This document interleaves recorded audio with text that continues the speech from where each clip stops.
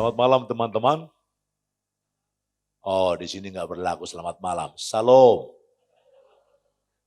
Horas. Horas berlaku di sini? Horas ya. Saya orang Batak adik-adikku. Dan bersyukur saya menikah. Kita kenalan dulu yuk. Ini keluarga yang Tuhan percayakan kepada abang. Panggil saya abang karena rata-rata kayaknya lebih berusia dari anakku. Terutama yang tadi pimpin puji-pujian. Tapi saya baru merasakan betani sesungguhnya di kebaktian ini loh. Saya nggak merasakan betani di kebaktian umum justru di sini. Kalau kau tepuk tangan yang jelas tepuk tanganmu. Saya merasakan suaranya lebih padu, musiknya lebih, apa karena kecil ya? Atau mula-mula betani jangan-jangan di sini? Betul. Kalau begitu, balik lagi loh. Pasti ada sesuatu. Kenapa saya lebih merasakan betani di sini daripada di gedung-gedung utama? Saya telah memimpin di gedung-gedung utama dan saya merasakan itu di sini. Suara kalian bagus banget di sini. Terus semangatnya para pemuji ini, dancer ini, walau sudah uzur, maksudnya berusia lebih daripada remaja. Jangan marah. Tapi mereka begitu bersemangat, kita bersyukur. Teman-temanku, inilah aku, perempuan itu dahulu aku nggak diizinkan menikah sama dia. Kenapa? Karena mertua bilang terang dan gelap tidak boleh bersatu. Tapi bukan itu kata Alkitab. Bukan soal kulit itu kan. Saya orang Batak, istri orang Chinese. Mamaku nanya, kau kurang apa nak sehingga kau ditolak. Jawabanku agak miris, tapi itulah faktanya. Karena kurang putih mah. Saya bersyukur teman-teman. Alasan kedua adalah karena calon pendeta. Yang ketiga adalah orang Batak. Tapi akhirnya saya bertarung dan memang kau harus bertarung untuk cintamu kan? Bilang sama-sama bertarung untuk cinta, sama-sama. Mertua tolak, calon mertua tolak, ngomong lagi. Aku maju saja. Yang penting Tuhan setuju dan dia setuju. Calon mertua tidak setuju, aku hadapi. Katakan amin. Enggak amin. Oh ya, sore ini saya akan mengajakmu bertarung dalam kehidupan seperti tema kita kan. Apa tema kita hari ini? Enggak ada yang tahu. Ya sudah, mau apa lagi? Jadi teman-temanku kemudian saya bertarung 6 tahun ditolak, tahun ke-7, tahun ke-6 saya sudah mulai diajak makan di ruang makan mereka, tahun ke-7 saya sudah mulai memikirkan masa depan, tahun ke-8 saya berkata tahun depan kita menikah, dan tahun 9 kami menikah. Terima kasih kepada Tuhan. Dan hasilnya bagus-bagus. Hasilnya bagus-bagus teman-temanku. Jehian, Jerome, Jesperel. Dengan melihat ini teman-temanku, mertuaku bersuka cita punya mantu kayak aku, lumayan. Jadi kalau ada orang Batak mendekatimu, jangan ditolak. Yang paling penting dia mengenal Tuhan, amin. Aminnya kecil.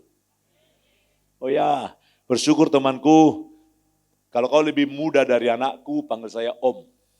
Kalau kau lebih tua dari anakku, panggil saya Bang Ojak. Pak Andrew itu 20 tahun lalu saya berjumpa dengan dia dan sekarang wajahnya masih mirip, puji Tuhan. Kalau enggak tadi saya enggak kenal dia. Dan saya bersyukur dia mau masih mengenal aku, pura-pura kenal kayaknya. Kan orang muda gitu kan, pura-pura kenal. Tapi bersyukur tadi dia menyebut, abang masih kenal aku gitu. Terima kasih Andrew, ternyata engkau masih gede badannya, puji Tuhan. Anakku yang pertama, Jehian. Ada yang berani maju mendekatinya? Masih single nih? Ayo, seorang pengusaha muda. Pokoknya masa depan, kalau kamu mau bersuka cita dan bersejahtera dalam tahun-tahun mendatang, berani untuk mendekati anakku. Kalau kamu menderita, jangan mendekati anakku. Katanya pendeta gitu. Yang kedua namanya Jerome. Nah Jerome saya nggak berani kenalkan kau dengan dia, kenapa? Kayaknya aku yang pilih Pak, jangan Papa tawar-tawarkan aku lagi gitu. Dulu selalu kutawarkan kepada orang-orang muda, aku pengen dong orang-orang muda yang mencintai Tuhan seperti kalian ini mendekati putraku. Tapi dia bilang, Papa izinkan aku memilih, jangan lagi tawar-tawarkan gitu. Kayak anakmu gak laku aja gitu ngomongnya dia. Jehian alumni ITB, Jerome alumni Waseda University, bukan karena bapaknya punya duit, tapi karena Tuhan. Haleluya. Yang ketiga, kau juga gak boleh dekati dia karena dia masih usia 18. Belum boleh, di rumah kami minimal pacaran usia 20 minimal.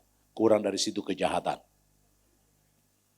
Laki-laki ini sekarang sudah diterima di China, full beasiswa. Tapi dia masih bercarung kalau boleh ke Jepang, seperti abang. Kalau dia ke Jepang, full beasiswa, aku datang lagi di sini, aku bawa makanan ke sini. Kita makan malam bareng. Oke? Ini janji pendeta ini, kau boleh pegang ya, pendeta punya duit lah. Baik teman-teman, jadi ini keluargaku.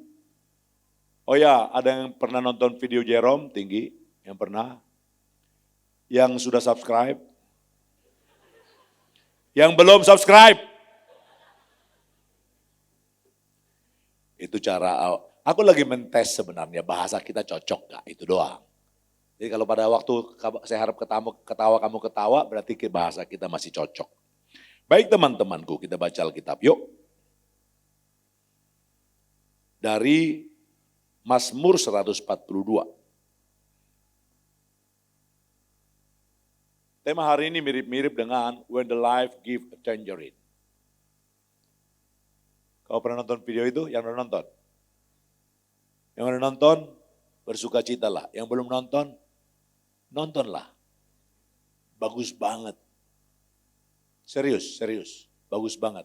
Terutama 3 seri terakhir kau boleh nonton. Kalau kau adalah orang-orang yang sangat singkat, 3 seri terakhir nonton bagus banget. Ya, 3 seri pertama boleh, 3 seri terakhir boleh, silakan. Mazmur 142 kita baca bersama-sama, yuk. Mazmur itu biasanya dinyanyikan, jadi sekarang kita baca sama-sama. Mazmur 142, 23. Nyanyian pengajaran Daud. Ketika ia ada di dalam doa, suatu doa. Baca sama-sama. Jangan lihat di situ, di Alkitabmu aja. Saya udah bilang di Betani di mana-mana, jangan buka Alkitab di layar. Membuat orang Kristen jadi pemalas. Kedua, lama-lama kau nggak ngerti di mana Mazmur. Kau cari di Wahyu lagi. Buka Alkitabmu di handphone, silakan nak. Dan saya jangan lupa, kalau handphonemu dibesarkan hurufnya, umurmu nggak lama lagi di sini. Oh ya, pahami itu ya sama-sama. Ayat 1, 2, 3. Nyanyian pengajaran Daud ketika ia ada dalam goa suatu doa. Dengan nyaring aku berseru-seru kepada Tuhan. Dengan nyaring aku memohon kepada Tuhan. Aku mencurahkan keluhanku ke hadapannya. Kesesakanku kuberitahukan kepadanya. Ketika semangatku lemah lesu di dalam diriku, engkaulah yang mengetahui jalanku. Di jalan yang harus kutempuh, dengan sembunyi mereka memasang jerat terhadap aku. Pandanglah ke kanan dan lihatlah, tidak ada seorang pun yang mengaraukan aku.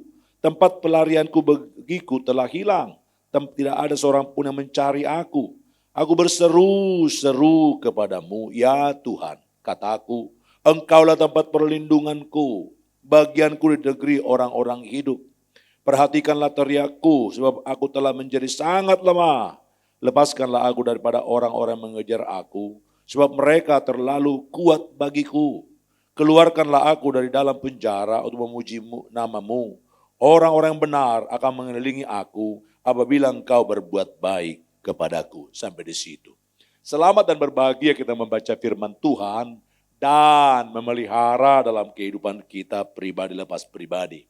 Saya sengaja minta mic ini supaya saya bisa turun ke bawah menyapa engkau. Teman-temanku, Kau jangan bercanda dengan PPT ku. Oke. Teman-temanku, ini tema kita hari ini sama-sama. Yuk, 2, 3. Facing challenge in life. Yang pernah nangis karena bermasalah, bro? Iya, pernah. Iya. Nangis kepada Tuhan. Oh, nangis kepada Tuhan, orang rohani. Oke. Yang pernah marah karena karena penderitaan yang dialami tinggi. Yang marah kepada Tuhan.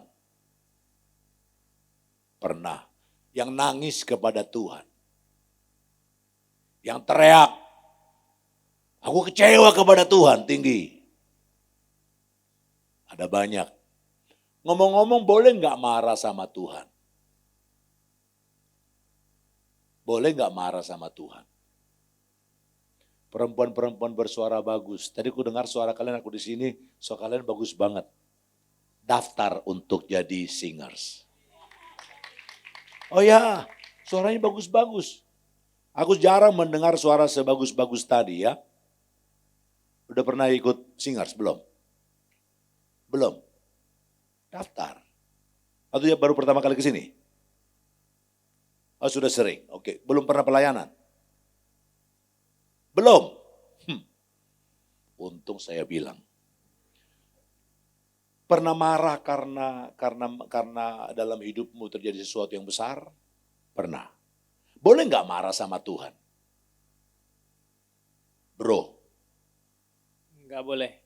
Nggak boleh. Kau pernah marah nggak sama Tuhan? Seingat saya enggak.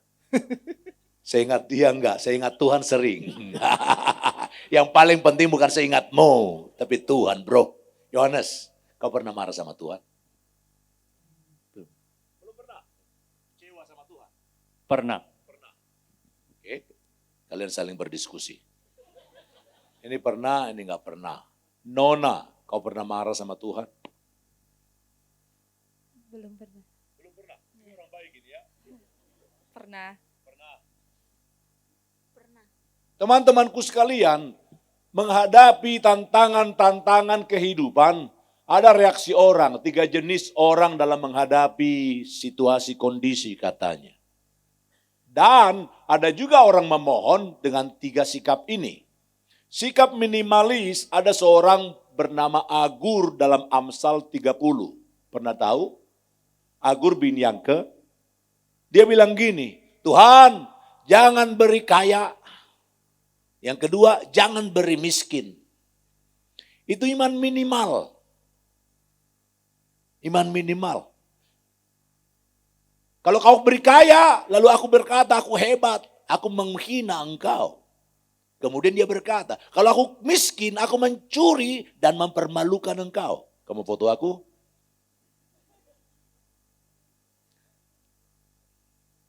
Karena candid kerap kali jelek. Oh iya dong, jangan sampai hasilnya mengecewakan. Tapi nanti fotonya nanti aja ya nak. Habis kebaktian kita foto-foto lah. Ya, ini sikap. Umumnya orang-orang yang rata-rata teman-temanku. Ya, ada makanan, ada minuman, cukuplah. Tapi ada yang ketiga, maksimal. Dan orang Kristen niru-niru orang ini kerap kali ketika mengutip dalam Alkitab. Segala perkara dapat kutanggung di dalam Dia. Pernah tahu ayat itu teman-temanku? Ngomongnya segala perkara. Tapi nangis. Segala perkara. Tapi menjerit. Segala perkara. Tapi dia bilang, Tuhan kalau kau kembalikan Aliong kepadaku minggu depan. Jangan harap orang bernamaku melayani lagi di gereja. Aliong. Artinya orang Chinese dia.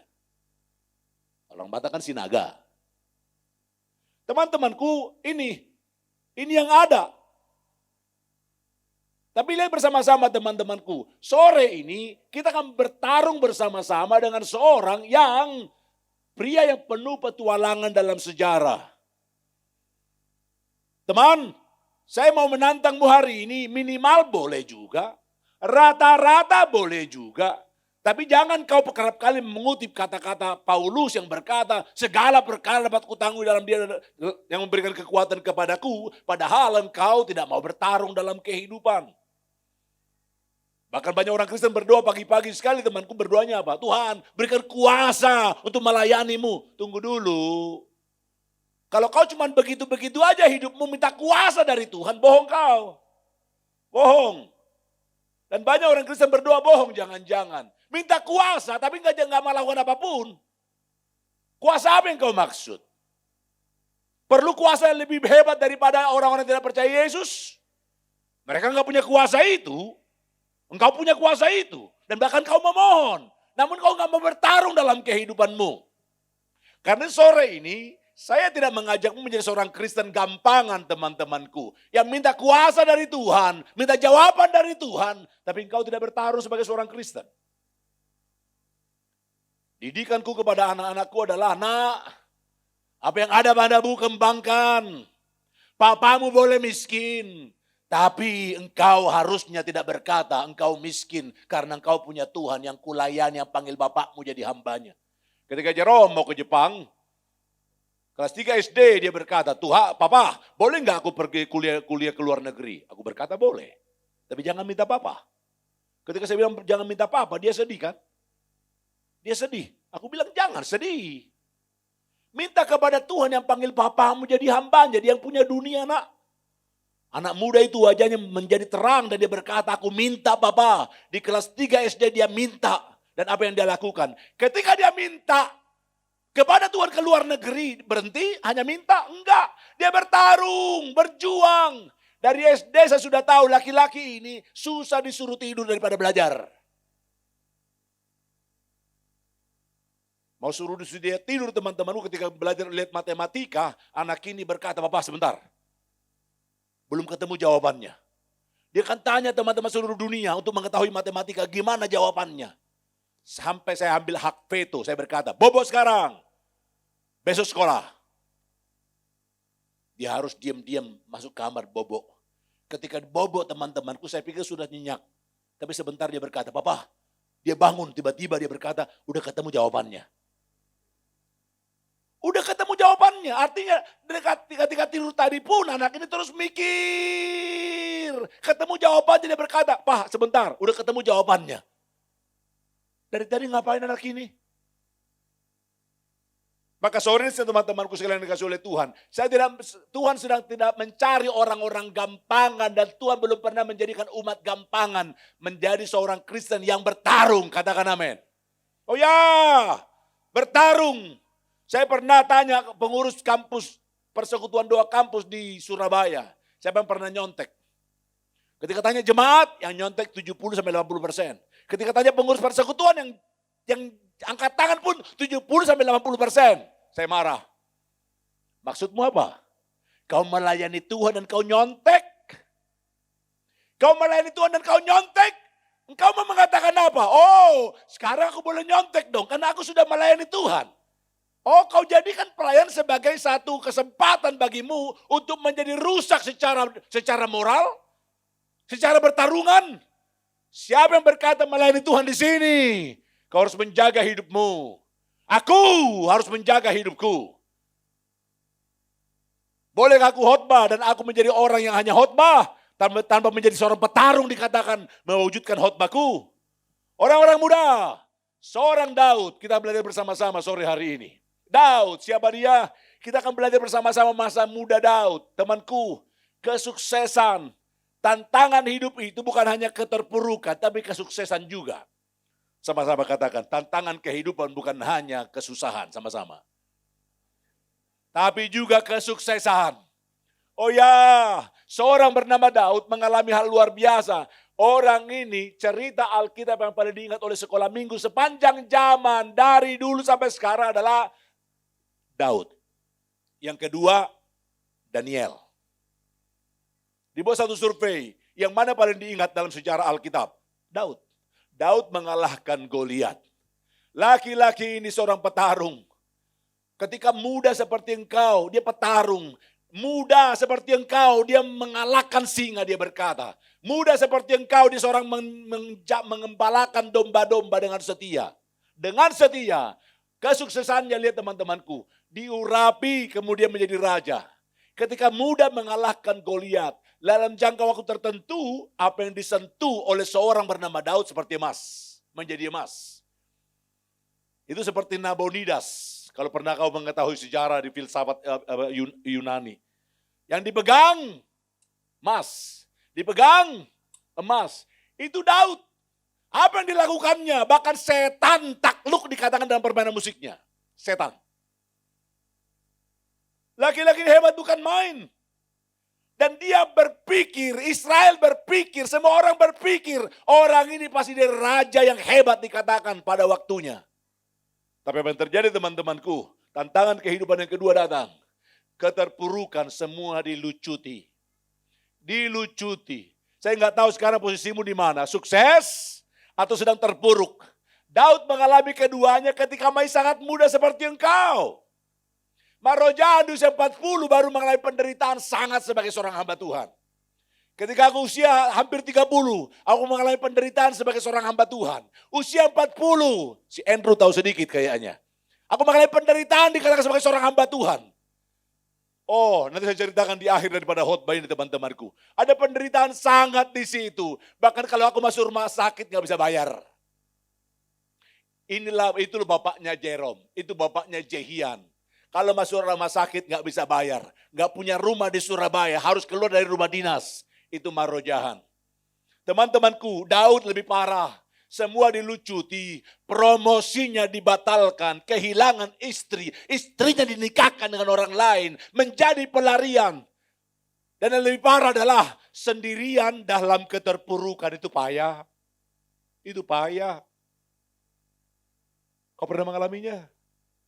Semua orang membelamu selama ini tidak peduli kepadamu. Semua orang dikatakan yang selama ini seperti pro kepadamu, justru sekarang meninggalkanmu. Daud dilucuti seluruhnya. Istrinya dibatalkan pernikahannya. Perempuan itu dinikahkan dengan laki-laki lain. Di mana harga diri seorang bernama Daud? Enggak ada. Ada penghormatan? Enggak ada. Bahkan istri yang harusnya bersama dengan dirinya diambil, dibatalkan dan dinikahkan dengan laki-laki lain. Dengan laki-laki lain. Kau bisa lihat keterpurukan itu teman-temanku. Keterpurukan, hebatnya keterpurukan ini yang terjadi. Memiliki kekayaan, kekuasaan, kemakmuran, sahabat, keamanan, masa depan terjamin.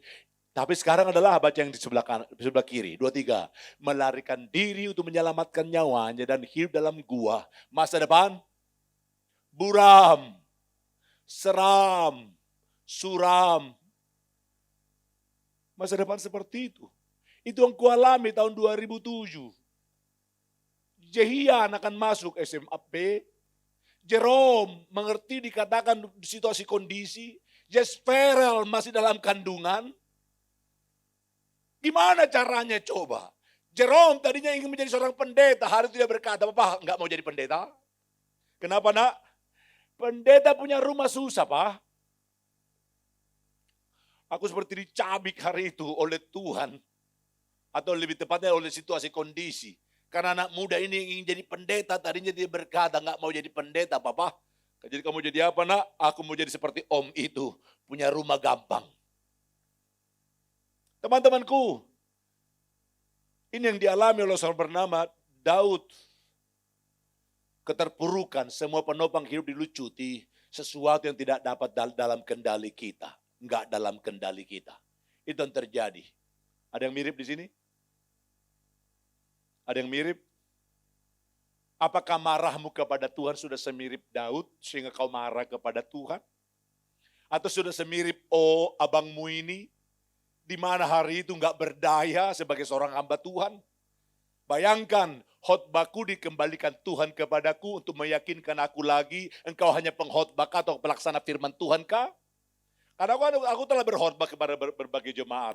Tuhan pelihara burung. Jemaat bilang, amin Pak Pendeta. Tuhan pelihara engkau. Amin Pak Pendeta. Itu kata-kata jemaat. Ketika aku dalam mengalami keterpurukan, kerumitan itu, Tuhan kembalikan khotbah itu kepadaku. Marojahan, aku pelihara burung. Aku tahu pertanyaan itu arahnya kemana. Aku berkata, aku percaya Tuhan. Kau percaya aku pelihara engkau? Jawabanku apa hari itu temanku? Aku berkata, aku percaya Tuhan, tapi ada tapinya. Aku percaya tapi teman-temanku yang dikasih oleh Tuhan, yakinkan dirimu, betul Daud mengalami keterpurukan, betul aku mengalami keterpurukan. Ada kesuksesan, ada keterpurukan, ada tangisan, ada sukacita di dalam kehidupan kita. Tapi yakinkan dirimu temanku, seorang bernama Daud, dalam keterpurukan, 10 tahun, bahkan dia lebih daripada kita semua. 10 tahun dia mengalami keterpurukan. Bagi banyak orang, bagi ahli katanya teman-temanku, kalau sudah 10 tahun mengalami keterpurukan, yang ada adalah menyerah. Enggak ada lagi masa depan. Enggak ada lagi dikatakan jalan keluar bagi orang 10 tahun. Itu mirip seorang bernama Yusuf. Kita kan baca Alkitab gampang temanku, tinggal balikin kan? Sama dengan baca Daud, tinggal balikin. Tapi seorang bernama Yusuf mengalami itu puluhan tahun. Masuk penjara 10 tahun, puluhan tahun. Dan katanya teman-temanku, kalau kau tinggal di satu tempat puluhan tahun, lama-lama tampangmu seperti tempat itu. Lama-lama tampang kita seperti tempat itu. Tempat itu membentuk diri kita. Daud mengalami itu teman-temanku yang dikasih oleh Tuhan. Hal paling sulit dalam keterpurukan apakah? Adikku, apa yang paling sulit dalam masa-masa penderitaan? Masa sulit. Apa yang paling sulit? Nggak punya uang. Gak punya uang, Nggak bisa mengontrol apa yang kita gak inginkan. bisa kontrol. Dulu aku bisa mengatur segala sesuatunya. Sekarang bahkan segala sesuatunya seperti mengontrol aku kan. Terima kasih Nona. Apa yang terpaling? Kita mulai bertanya-tanya, jangan-jangan Tuhan sudah mengabaikan kita ini. Yang paling sulit, dulu dia bela aku. Dulu ku khobatkan dia. Dulu ku katakan dia membela aku, bersama dengan aku. Tapi sekarang, jangan-jangan Tuhan melupakan janjinya. Dia berkata menyertai aku, tapi jangan-jangan sekarang dia menyertai orang lain. Atau jangan-jangan dia kerepotan ngurusin burung pipit dan lupa dengan Betani Bipro. Betani profesional. Adakah dia tahu diriku di mana? Adakah tempat bagiku di luar sana? Yang terakhir sama-sama baca. Akankah semua berakhir di sini? Ini tangisan, kerumitan. Dan teman-temanku, aku harap aku tidak memberikan kepadamu satu khotbah yang ringan, yang gampang sekali ada jalan keluarnya. Seorang bernama Daud mengalami puluhan tahun. Marojahan mengalaminya bertahun-tahun. Dan teman, yang kita lihat bersama-sama adalah komunitas kecil yang tidak menjanjikan bergabung dengan bersama Daud. Ada orang sekarang bela dia. Seperti Tuhan memberikan pengharapan. Tapi yang membela dia adalah orang-orang gak bisa diharapkan. Siapa dia? Orang-orang ini adalah juru parkir, maafkan saya update dengan masa kini, juru parkir yang badannya bertato, yang kalau minta uang parkir itu serem, jadi kamu harus kasih. Kenapa? Serem. Daripada mobilmu dibaret, kira-kira begitu. Itu orang-orang bela Daud. Orang-orang preman. Orang-orang yang gak dianggap.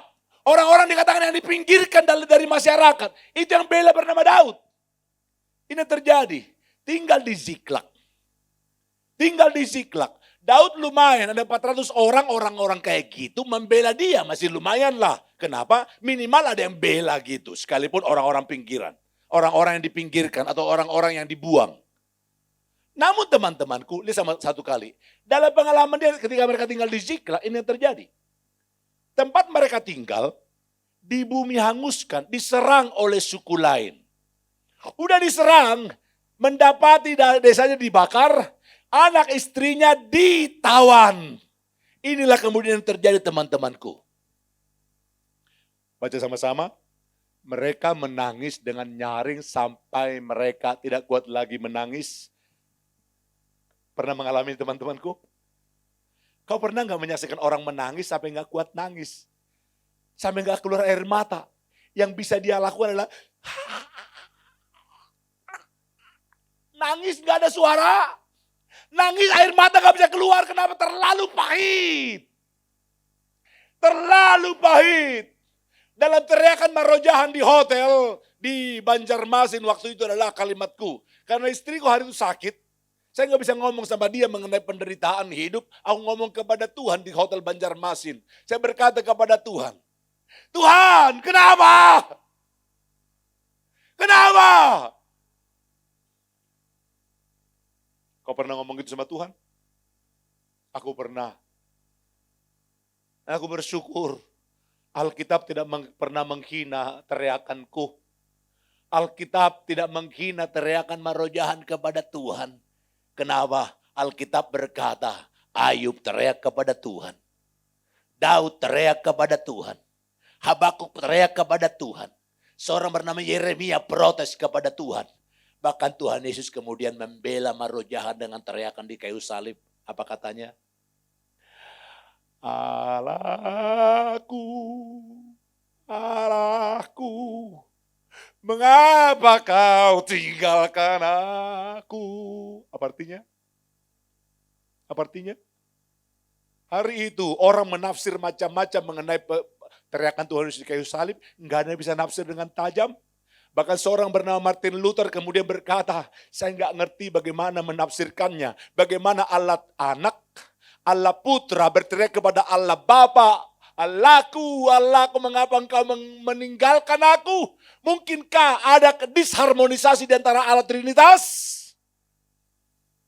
Martin Luther enggak bisa menjawabnya dan dia berkata dengan tafsiran yang dia lari, dia bilang, karena dosa yang begitu berat, dosa manusia begitu dahsyat, dan itu dia berteriak, membawa teriakan semua manusia.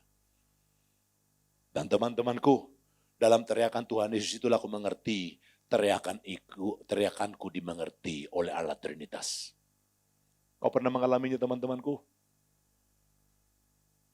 Bolehkah malam ini agak sedikit prematur aplikasi khotbah ini? Bolehkah yakinkan dirimu bahwa Tuhan tahu jeritan itu? Kedua, dia mengerti jeritan itu. Dan koridornya adalah doa. Kau boleh berdoa kepada Tuhan dengan ekspresi. Gak usah cari berpuisi kepada Tuhan.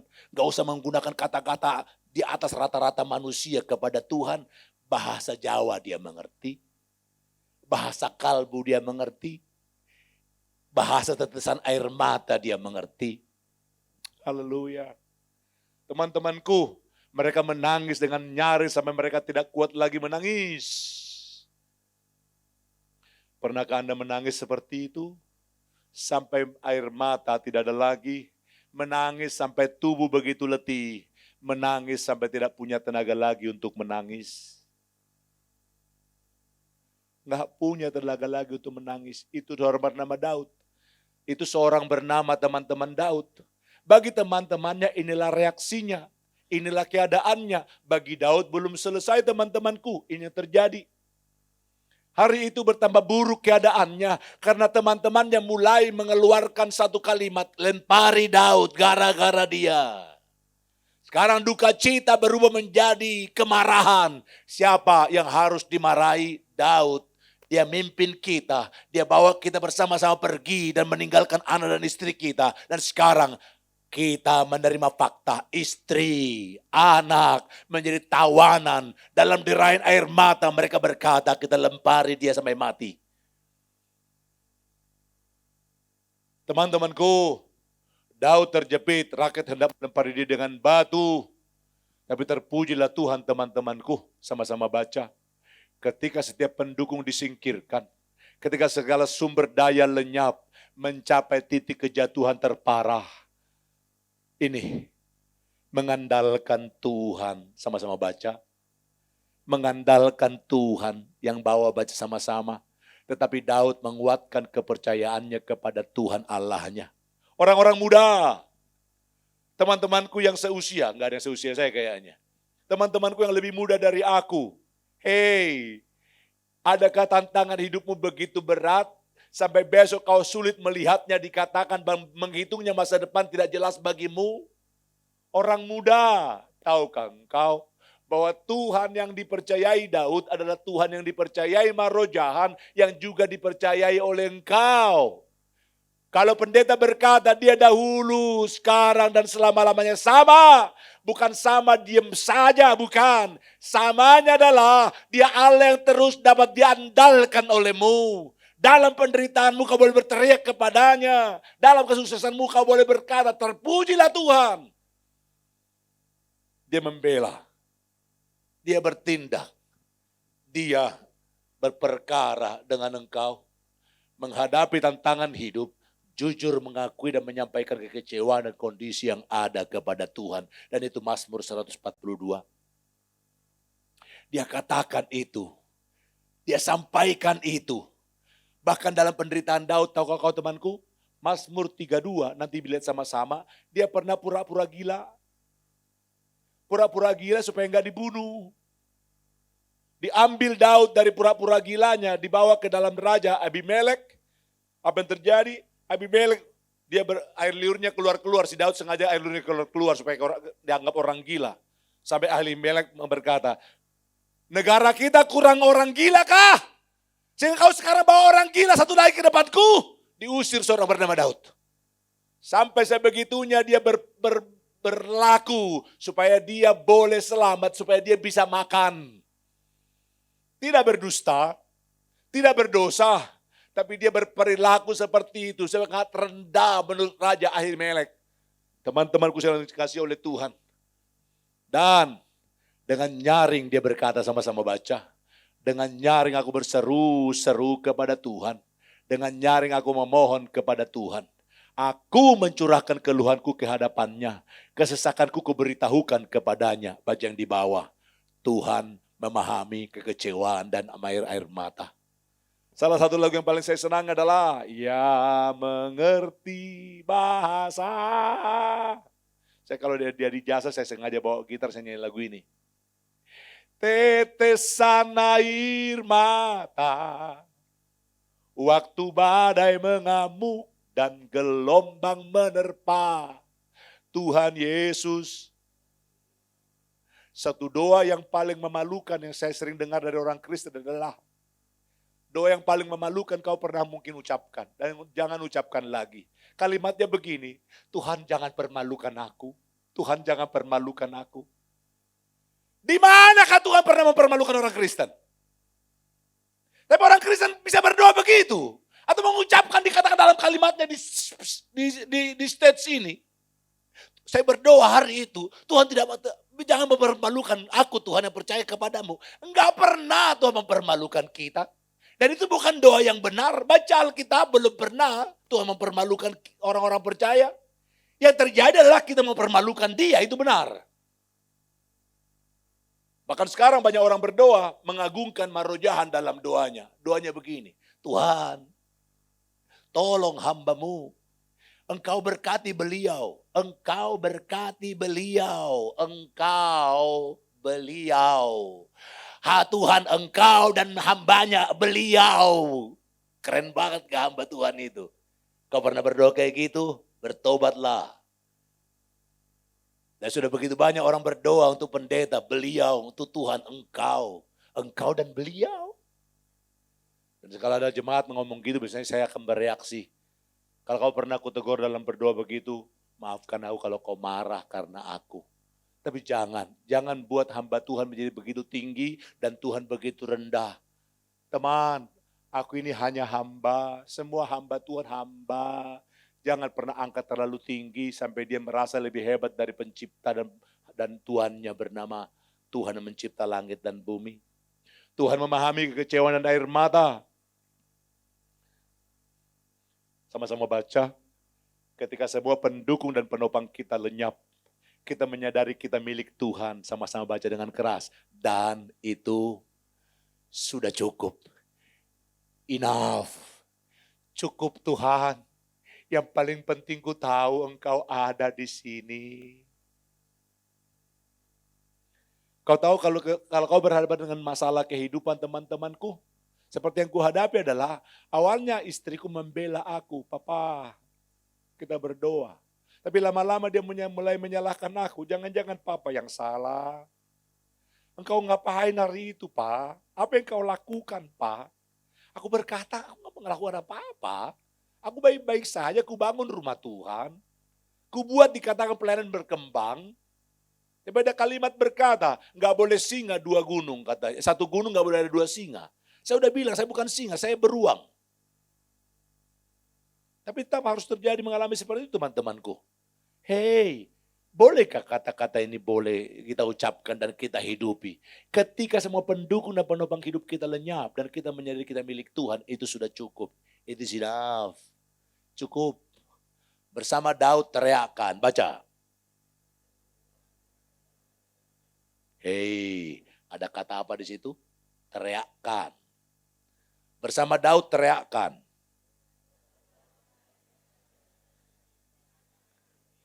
Saya mau minta laki-laki ini berteriak. Bersama Daud teriakkan, ngomong. Bersama Daud teriakan, Gak usah gitu, bawahnya aja. Bersama Daud teriakan. keterpurukan bukan segala-galanya, bukan akhir dunia. Yo! Kau kalau tepuk tangan jangan kayak menghina, tepuk tangan dengan jelas. Oh ya, keterpurukan bukan segala-galanya, bukan akhir dunia. Bukan. Satu kali aku belajar berkhotbah di seminari kan kita khotbah teman-temanku. Pimpin kebaktian. Rencana kebaktian 50 menit. Hari itu hanya berlangsung 7 menit. Kok bisa? Hari itu saya gagal dalam berkhotbah. Pimpin kebaktian awal begitu semangat. 2 menit pertama khotbah begitu bagus. Tapi selanjutnya gak keluar apa-apa. Dan saya berkata, mari kita berdoa. Langsung ditutup. Saya lari ke kamarku. Aku nangis. Tuhan, apa kata teman-temanku? Apa kata orang? Satu kalimat yang membuat aku bangkit dari keterpurukan. Saya berkata, besok masih hidup kan?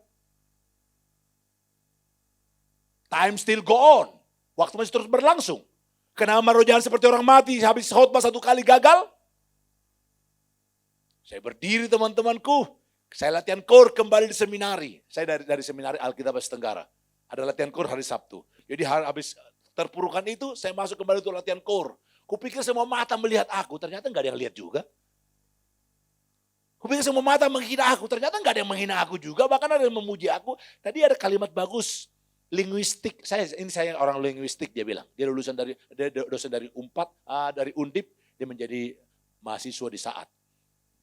Oh, Tuhan menghibur aku justru. Sementara kegagalanku makan sepenuhnya menjadi milikku dan aku menganggap masa depan seperti gagal sebagai seorang pengkhotbah.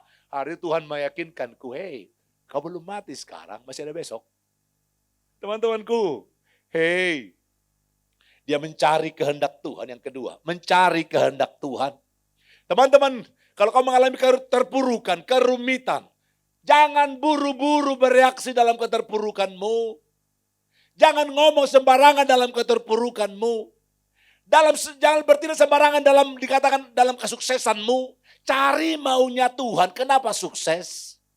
Cari maunya Tuhan, kenapa terpuruk? Kalau salahmu, bertobatlah.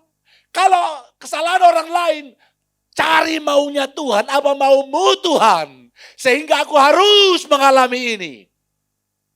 Teman-temanku, aku masih mengingat teriakanku ketika di Banjarmasin itu.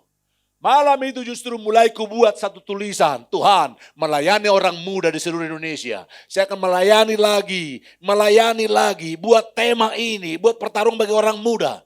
Dan tahu kata temanku, malam itu saya menuliskan draft pelayananku sampai hari ini aku telah melakukannya ke berbagai tempat di seluruh Indonesia. Apa itu? Shape the future today. Bentuk masa depan hari ini. Saya buat tema jatuh cinta dan tetap waras. Nanti kita sampaikan di sini 1 kali juga boleh. Ada yang lain untuk orang-orang anak SMP. Why wait? Mengapa harus menunggu? Saya memuji Tuhan. Teman-teman, mencari maunya Tuhan. Ketika dia mencari maunya Tuhan, apa artinya teman-temanku? Tuhan, aku tidak berdaya, Engkau berdaya. Tuhan, aku nggak ngerti, Engkau ngerti. Tuhan, semua sekarang mau lempari batu. Tapi aku tahu kau akan menahannya. Kalau kau akan menahannya Tuhan, sekarang bagaimana caranya? Aku harus bagaimana? Ngomong apa kepada orang-orang ini? Aku kejar kau orang-orang yang membawa istri dan anak-anak kami pergi dari tawanan. Dia cari maunya Tuhan, dia berdoa. Dia berdoa, dia menangis, dia menjerit. Dia baca yang di bawah, 2-3. Dia ingin membedakan antara iman dan kebodohan. Kebodohan artinya bertindak apa saja terserah. Tapi iman berkata, apa maumu Tuhan? Gunakan otak semaksimal mungkin. Gunakan dikatakan kelengkapan kita semaksimal mungkin. Dan dia berseru kepada Tuhan. Hari itu jawabannya adalah ini. Kejar. Kejar. Yang menawan anak istri ribuan orang. Mereka cuma 400 orang. Dan barusan menangis terseduh-seduh air mata matanya sembab karena air mata. Tapi Tuhan bilang kejar. Sesungguhnya engkau akan dapat menyusul mereka dan melepaskan para tawanan. Temanku, jangan terpesona dengan kata-kata kejar.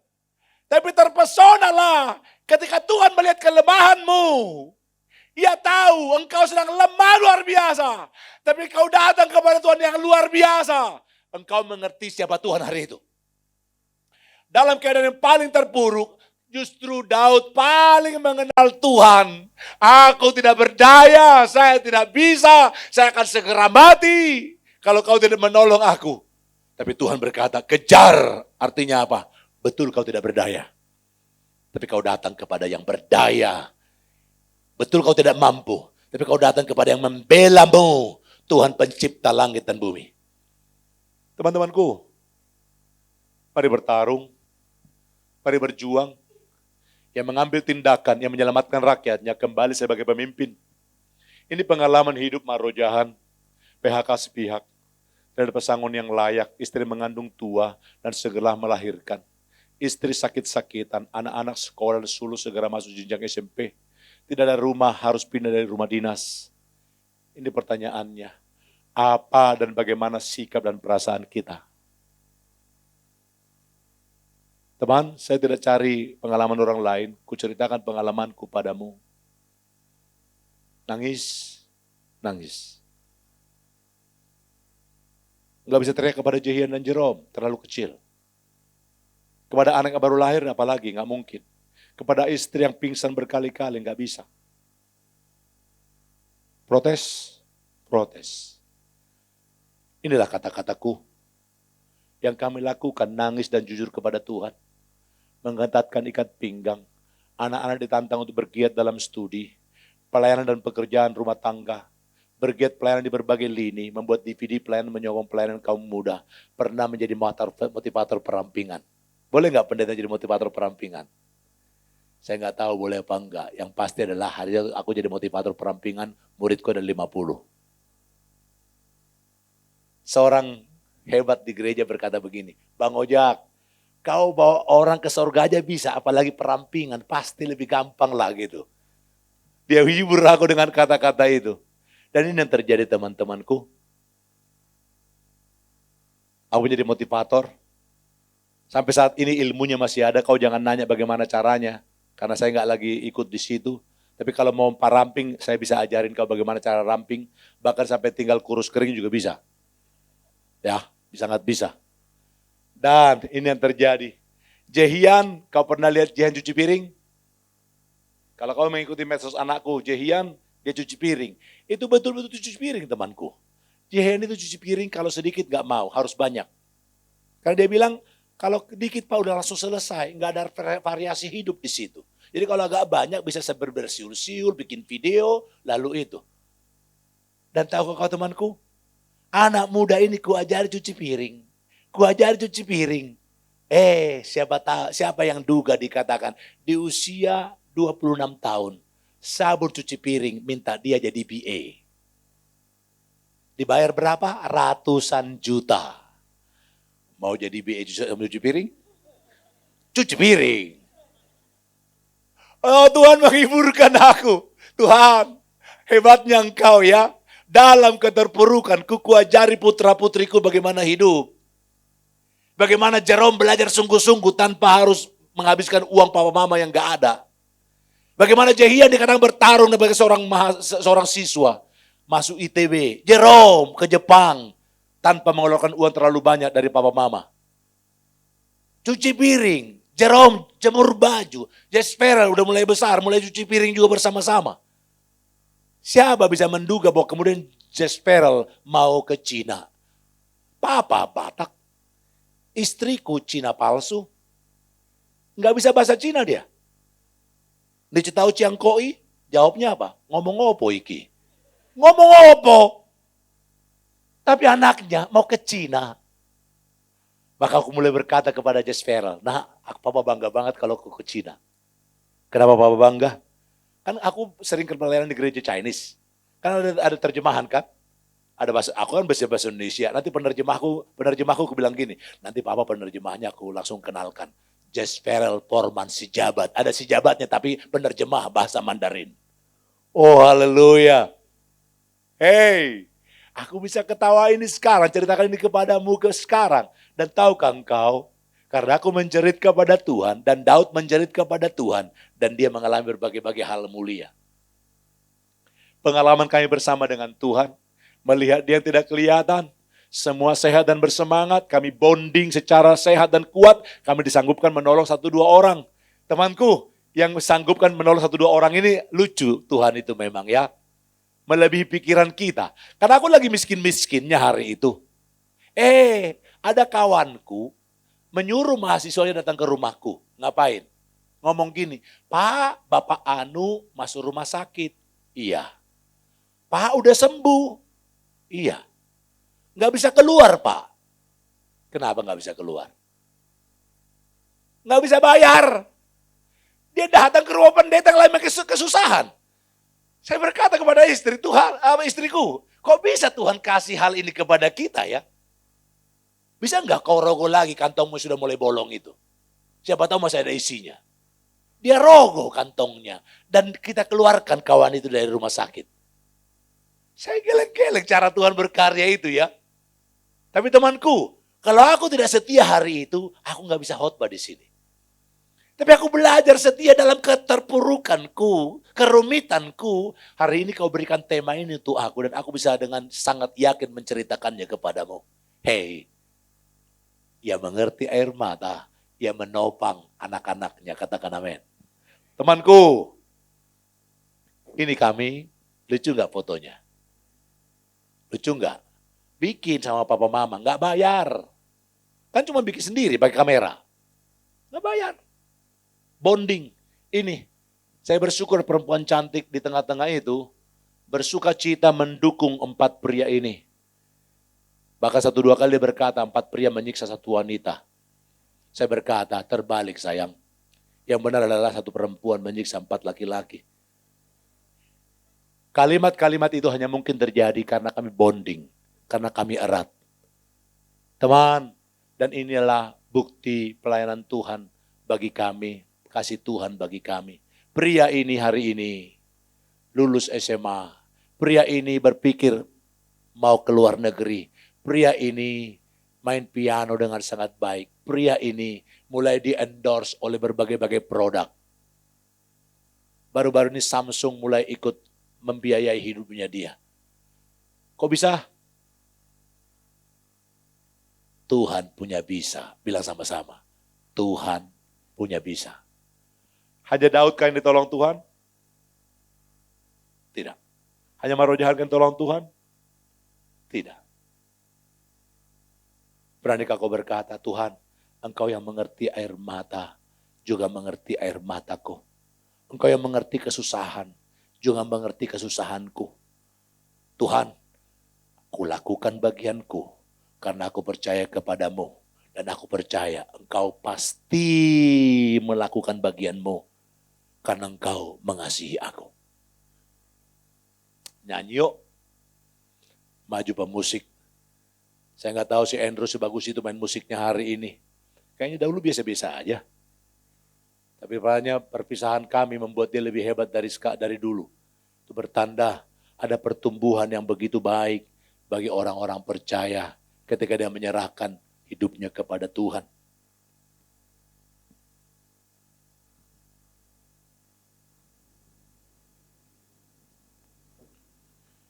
Ya Tuhan, ku percaya. Kunci F atau E atau D, pilih salah satu. Ya Tuhan, ku percaya. Ya Tuhan, ku percaya. Sebentar, kalau saya mimpin saya selalu menantang orang. Suara 3, suara 3, suara 2, suara 2, suara 1, suara 1. Yang fales, kecilkan. Oh iyalah, give your best, give your best. Yang di sini boleh nggak yang ini suara fales jadi MC? Nggak boleh. Jangan kau bilang, Tuhan melihat hati Bang Ojak. Iya, Tuhan melihat hati, tapi aku mendengar suaramu. Beri yang terbaik dalam posisimu. Tadi penyambut jemaat kita keren nggak? Penyambut jemaatnya keren. Salaman, dia senyum kepadaku. Aku siap beribadah di sini. Itu penyambut jemaat. Tepuk tangan untuk mereka. Pemusiknya keren gak? Oh ya. Dan tahukah engkau 30 tahun lalu atau 25 tahun yang lalu ketika saya tahu Betani sangat unggul dalam puji-pujian. Dan hari ini aku dengar lagi di tempat ini. Haleluya. Nyanyikan lagu ini. Ya Tuhan, ku percaya. Ada. Aku percaya. Lewati lembah air mata. Lewati lembah air mata. Oh, aku percaya. Firman-Mu ya dan amin. Haleluya. Firman-Mu ya dan amin. Aku percaya. Aku percaya. Kemenangan sudah kau jamin. Kemenangan sudah kau jamin. Oh, aku percaya. Kau ada problema? Ada kesusahan? Mau gak teriak malam ini kepada Tuhan? Ngomong. Bahkan kalau kau mulai berpikir, Tuhan sepertinya masa depan akan sendirian nih. Nggak ada cowok mendekat. Nggak ada cewek mendekat. Hey, kalau kau mengerti dirimu tidak bisa hidup sendirian, Tuhan akan taruh seorang lawan jenis bagimu. Seserius itu Tuhan memperhatikan. Masih ingat gak Tuhan bilang, rambut di kepalamu jumlahnya diketahui. Cici, yang kacamata, kau pernah ngitungin rambut suamimu? Gak pernah kan? Kurang cinta kamu. Bukan kurang cinta. Cici bilang, ngapain ngitungin rambut? Gak ada gunanya. Tapi Cici, tahukah engkau? Tuhan tahu jumlah rambut suamimu. Yang kau anggap gak penting untuk diurusin. Tapi Tuhan tahu jumlahnya. Hei, kalau yang kau anggap tidak penting, Tuhan mau tahu dikatakan. Apalagi yang kau anggap penting, katakan amin. Nyanyikan lagu ini dan sampaikan isi hatimu kepada Tuhan. Ya Tuhan, ku percaya. Katakan, aku percaya. Haleluya. Lewati lembah air mata. Oh, aku percaya. Firman-Mu tiada nabi. Oh, aku percaya. Kemenangan sudah kau jamin. Oh,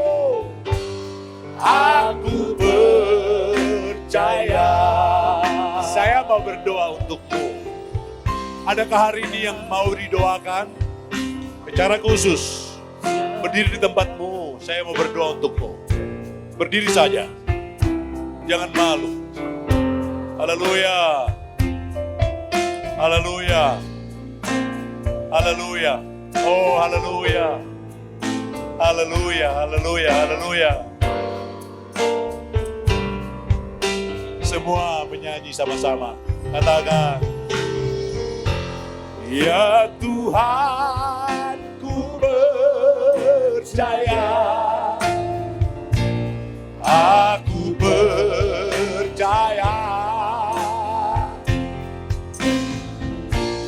lewati lembah air mata, oh, aku percaya.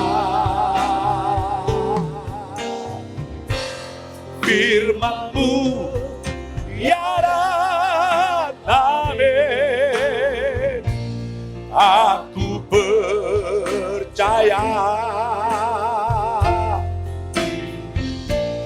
Kemenangan sudah Kau jamin, aku percaya. Mari angkat hati dan pikiranmu kepada Tuhan, teman-temanku. Khususnya teman-temanku yang berdiri, berseru kepada Tuhan dalam kesesakanmu. Bukan hanya doa pendeta yang didengar oleh Tuhan, tapi doamu pribadi. Jika begitu sesak, sampaikan kesesakan hatimu. Jika begitu menderita, sampaikan penderitaanmu kepada Tuhan. Dan ingatlah, ketika engkau mengetahui Tuhan hadir bagimu sekarang, itu berarti cukup bagimu untuk pulang sebagai seorang yang mengalami kemenangan bersama dengan Tuhan. Ya, kau mengerti dengan jelas bahwa Tuhan menopang hidupmu, membela engkau sebagai orang yang dikasihinya. Pulanglah dengan kekuatan itu dan yakinkan dirimu, bertarung lagi sebagai seorang Kristen. Lakukan bagianmu sebagai orang percaya. Jika kau mahasiswa, bertarung di situ. Jika kau seorang anak, bertarung sebagai seorang anak dalam jalan-jalan Tuhan. Kalau kau sebagai seorang pekerja, lakukan sebaik-baiknya. Yang paling penting, engkau mengerti tidak melakukan dosa karena keterpurukan. Tapi justru Tuhan dipercayai dengan melakukan bagian-bagianmu sebagai orang percaya. Izinkan abangmu berdoa untukmu pada malam ini. Bapa di sorga, Engkau yang berkata bahwa Engkau Tuhan tempat menjerit orang-orang yang patah hati. Engkau yang berkata berseru kepadaku dalam kesesakan. Engkau Tuhan akan menolong, mengulurkan tanganmu kepada anak-anakmu supaya anak-anakmu boleh memuliakan Engkau. Dan malam ini Tuhan, Kami mau memegang janjimu dan berteriak, berseru kepadamu dalam kesesakan teman-temanku hari ini. Di dalam nama Tuhan Yesus yang mengerti luka hati, yang pernah mengalami luka dan paling mengerti luka hati, yang pernah mengerti beban-beban dosa karena kamu mikulnya bagi kami semua. Engkau juga mengerti jika ada beban dosa yang dihadapi oleh teman-temanku ini. Di dalam nama Tuhan Yesus yang berkuasa, ulurkanlah tanganmu bagi tiap pribadi lepas pribadi. Sebagai seorang mahasiswa, sebagai seorang pekerja, sebagai seorang anak, sebagai seorang yang mungkin mengalami kebingungan dalam berhadapan dengan zaman ini. Di dalam nama Tuhan Yesus katakan kepada anak-anak ini Tuhan, kepada teman-temanku ini. Engkau di sana bersama dengan mereka. Engkau di sini bersama-sama dengan mereka. Engkau boleh mengatakan kepada mereka sekarang, Tuhan tenang, aku ini. Tenang, aku menopangmu. Tenang, aku Tuhan yang menghitung rambutmu. Tahu hidupmu seluruhnya. Maka engkau akan mengalami kemenangan demi kemenangan. Karena engkau bersama dengan Tuhan penebus. Katakan kepada orang-orang percaya ini Tuhan. Terpuji engkau Tuhan, terpuji engkau. Engkau tahu secara spesifik penderitaan. Engkau tahu spesifik segala sesuatu yang membuat mereka menjerit kepada Tuhan. Katakan kepada mereka secara spesifik apa yang mereka derita Tuhan. Katakan. Ngomong kepada pribadi lepas pribadi. Katakan Tuhan, Engkau membalut luka. Katakan Tuhan, bahwa Engkau memberikan beban. Dan beban itu ringan, firman-Mu katakan. Karena Kau bersama orang percaya menanggungnya. Memikulnya, firman-Mu katakan. Terpuji Engkau Tuhan, terpuji Engkau. Bagi teman-temanku yang duduk Tuhan, Engkau tahu. Mereka juga bergumul untuk hal-hal kehidupan dalam menghadapi berbagai-bagai tantangan. Kepadamu yang membuat mereka menang sampai sekarang. Yang membuat mereka tetap teguh berdiri sebagai orang percaya. Yakinkan mereka, Tuhan yang hidup. Terus dilayani dalam hidup mereka, Tuhan yang hidup. Terus juga membela mereka, Tuhan yang hidup. Akan terus menjadi pemimpin yang terus menerus mengarahkan hidup setiap kami. Terpuji Engkau Tuhan, terpuji Engkau. Terima kasih Tuhan untuk malam ini. Terima kasih Tuhan Kau berbicara kepada kami. Terima kasih Tuhan kami diteguhkan, dikuatkan. Lanjutkan karya-Mu dalam kehidupan seorang percaya. Yang berdiri maupun yang duduk. Pulang sebentar sebagai seorang yang mengalami kemenangan. Mengalami kekuatan dari Tuhan sendiri. Kami berseru berdoa dalam nama Tuhan Yesus Kristus. Amin. Katakan amin. Silakan duduk.